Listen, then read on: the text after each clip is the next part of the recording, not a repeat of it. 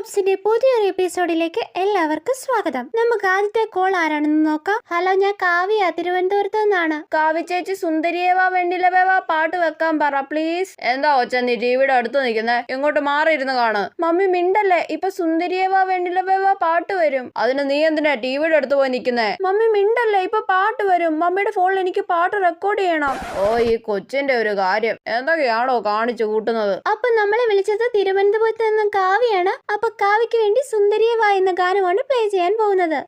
സുന്ദരിയേവാ പാട്ടാണല്ലോ. Dinka Dinka. സുന്ദരിയേവാ N വെണ്ണിലവേവാ N ജീവതാളമേ പ്രണയിനിയോ.